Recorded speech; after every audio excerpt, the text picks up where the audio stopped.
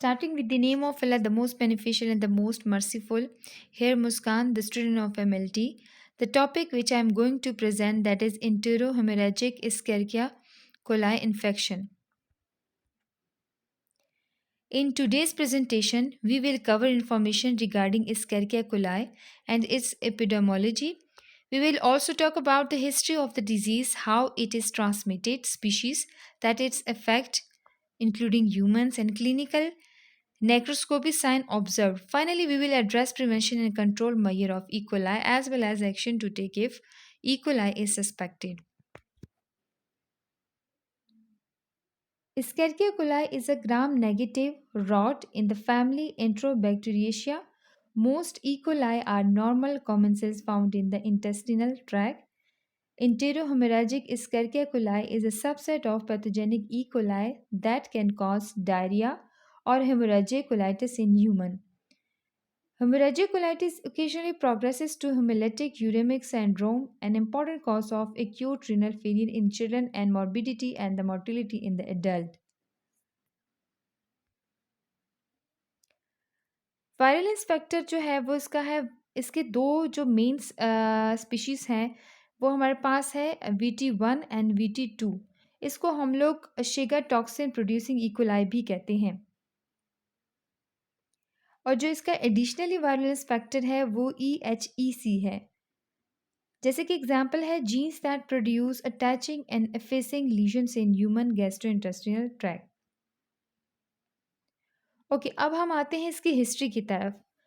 इसकी जो हिस्ट्री में है, फर्स्ट डिस्क्रिप्शन जहाँ पर हुई थी वो है 1982 में, जिसमें 4 पेशेंट को डायग्नोस किया गया था विद ब्लडी डायरिया, जिसमें हिस्ट्री में ये कहा गया था कि link to undercooked hamburgers at a fast food chain, जिसको इसके थ्रू जो है वो उनका ब्लडी डायरिया हुआ था. अदर सोर्सेज जो थी इनके identified over time. Now a major problem जो है वो physician, public health and food industry की वजह से जो है ये बहुत ज़्यादा इसको सिवियर ये फैलने जा रहा है. नाउ इसके भी ट्रांसमिशन की हम बात करते हैं. ट्रांसमिशन जो है ये फीकल ऑरल से भी हो सकता है एंड डायरेक्ट कॉन्टैक्ट से भी हो सकता है, फॉर्माइट से भी हो सकता है, वाटर ट्रॉफ यानी शेयर्ड फीड, जब फीड जो है वो शेयर्ड लाइक जैसे आपको पिक्चर में नज़र आ रहा है. कंटेमिनेटेड पास्चर्स, वेक्टर्स लाइक जो ट्रांसमिशन वेक्टर है उसमें हमारे पास बर्ड्स भी आ सकती हैं, फ्लाइज भी आ सकती हैं. ओके, ये रिजर्वायर के थ्रू भी हमारे पास ट्रांसमिट हो सकता है, like reservoir like cattle, sheep, super shaders, mainly in cattle. Animals colonized and terminal rectum remain infected for a long period, may shed more than 95% विकुलाई in a herd. तो ये हमारे पास reservoir है जिसके थ्रू ये transmit होता है. The secondary reservoir is the human, not a maintenance host. Transmission हमारे पास under cooked और प्रोडक्ट की वजह से भी हो सकता है, जिस तरह कि ग्राउंड बीफ हो गया. अगर इसको हम लोग अंडर कुक जो है वो नहीं कर पाए तो इस वजह से भी ये ट्रांसमिट हो सकता है. अदर मीट्स की वजह से भी, मिल्क और चीज़ की वजह से भी ये इजीली ट्रांसमिट हो सकता है. Food contaminated with faeces like fruit, vegetables.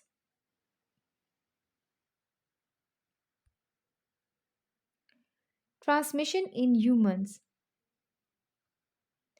Contaminated water के थ्रू भी ये ट्रांसमिट हो सकता है. प्राइवेट वेल्स की म्यूनिसिपल वाटर ट्रीटमेंट की वजह से भी हो सकता है. यूजुअली एलिमिनेट इक्वलाई, जिसमें हमारे पास क्या होता है कि यूजुअली जो होते हैं वो ये जो इक्वलाई है ये इसमें एग्जिस्ट होते हैं. स्विमिंग, जैसे हम लोग लेक्स और स्ट्रीम में जो स्विमिंग करते हैं उसकी वजह से भी ये ट्रांसमिट हो सकता है. एंड कंटेमिनेटेड सॉइल की वजह से, contaminated soil like camp ground में जिस तरह होता है साइट ग्रेजेड बाय लाइव स्टॉक, तो इनमें जो कंटेमिनेटेड होते हैं उसके थ्रू भी ये ट्रांसमिट हो सकता है. अब डिजीजेज इन ह्यूमन, ह्यूमन में कौन कौन सी डिजीज कॉज करता है हम उसको डिस्कस करेंगे. ओके, जो ह्यूमन में डिजीजेस कॉज करते हैं उनका जो इंक्यूबेशन पीरियड होता है ऑलमोस्ट 1 to 16 days होता है, और उनका जो शेडिंग पीरियड होता है वो 7 to 9 days होता है. And may continue for month, और ये मंथ भी मतलब मंथली तक भी ये कंटिन्यू हो सकता है. 9 से ये मोर देन भी हो सकता है. Longest shedding period in children. और ज़्यादातर ये चिल्ड्रन में होता है। हेमोरेजिक कोलाइटिस ब्लडी डायरिया होता है, सिवियर एब्डोमिनल क्रैम्प्स होते हैं। उसके अलावा जो है वो फ़ीवर बहुत ज़्यादा होता रहता है, नोसिया, वोमिटिंग होती है। Many cases self limiting resolve in about 1 week, और ये अबाउट 1 वीक भी हो सकता है। Okay, diseases haemolytic uraemic syndrome जो है, that is children elderly immuno compromise usually develop post diarrhoea, यानी ये डायरिया के बाद हो सकता है। हेमोलिटिक यूरेमिक सिंड्रोम जो है ये बहुत सीवियर होता है। क्लिनिकल इनका साइन क्या होता है कि इनकी किडनी में किडनी जो है वो फेलियर हो जाती है एट द लास्ट। जो क्लिनिकल साइन है उसमें जो किडनी है वो फेल हो जाती है, हेमोलिटिक एनीमिया हो जाता है एंड थ्रोम्बोसाइटोपेनिया। और जो सीवियर हमारे पास डिजीज़ कॉज़ करता है ह्यूमन में, वो है थ्रोम्बोटिक थ्रोम्बोसाइटोपेनिक पर्पुरा, जिसको हम लोग टीटीपीबी कहते हैं। Okay, the next is diagnosis. हम इसको डायग्नोस किस तरीके से करते हैं इस ट्रीटमेंट को? इसको हम लोग कल्चर जब हम डायग्नोस करते हैं तो वो फीसिस के थ्रू भी कर सकते हैं, फूड के थ्रू भी कर सकते हैं एंड एनवायरमेंटल सैंपल के थ्रू भी हम इसको डायग्नोस इजीली कर सकते हैं। डिफरेंशियल एंड सेलेक्टिव मीडिया, हम लोग इसके लिए जिस तरह ये हम कल्चरिंग करते हैं तो सस्पेक्टेड कोलोनीज कंफर्म वे, जिसमें हमारे पास कोलोनीज फॉर्म में ये इक्वलाई नज़र आते हैं। इसमें बायोकेमिकल टेस्ट होते हैं, इम्यूनो एसे होते हैं, फेस टाइपिंग होती है एंड पीएफजीई, हम इसको इजीली सीरोलॉजी भी उसको इसकी सीरोलॉजी में हम फिर क्या करते हैं कि मेनली सपोर्टिव होता है, एंटीबायोटिक्स हम इसको ट्रीटमेंट भी यूज़ करते हैं। अच्छा, ये हमारे पास डायग्नोसिस था। अब हम ट्रीटमेंट की तरफ आ गए हैं कि इसमें हम लोग एंटीबायोटिक यूज़ करते हैं। यूजुअली अवॉइडेड हम कैसे कहते हैं कि कंटामिनेटेड फूड और वाटर को, इन चीज़ों को अगर हम अवॉइड करें तो हम यही हमारी ट्रीटमेंट है। Do not reduce symptoms, prevent complication और रिड्यूस शेडिंग। हाँ, तो उस शेडिंग पीरियड को भी हम लोग क्या कर सकते हैं, ट्रीटमेंट के थ्रू हम इसको रिड्यूस कर सकते हैं। May increase risk of H U S, यानी इसको हम लोग इसका जो रिस्क है वो भी इसको हम लोग इंक्रीज होने से बचा सकते हैं। एंटी मोटिलिटी ड्रग्स के थ्रू हम इसको ट्रीटमेंट कर सकते हैं। May increase risk of H U, जो कि एच यू एस के जो रिस्क है वो उसको इंक्रीज करता है, तो उसके लिए हम एंटी मोटिलिटी ड्रग्स को हम लोग ईजिली यूज़ कर सकते हैं। प्रिवेंशन एंड कंट्रोल, हम इसको प्रिवेंट और कंट्रोल कैसे कर सकते हैं? Okay, prevention in humans, good hygiene, hand washing, हमें आफ्टर बिफोर ईटिंग हमें हमें हैंड वॉश करने चाहिए ताकि हम हाइजीन का ख्याल रखें, तो इसे हम इजीली प्रिवेंट कर सकते हैं। आफ्टर लाइव स्टॉक कॉन्टैक्ट, जिस तरह हम लोगों ने एनिमल्स का भी कहा है कि उनसे भी इजीली ट्रांसमिट हो सकता है, तो before eating and drinking, after changing diapers, तो अगर हम अगर एक चिल्ड्रन इन्फेक्टेड है तो उसको अगर हम डायपर्स चेंज कर रहे हैं तो उस दौरान हमने क्या करना है कि उसको ईजीली हमने क्या करना है कि ईजीली हमने उसको गुड हाइजीन का ख्याल रखना है। हाइजीन का अगर ख्याल रखेंगे तो ईजीली प्रिवेंट हो सकता है।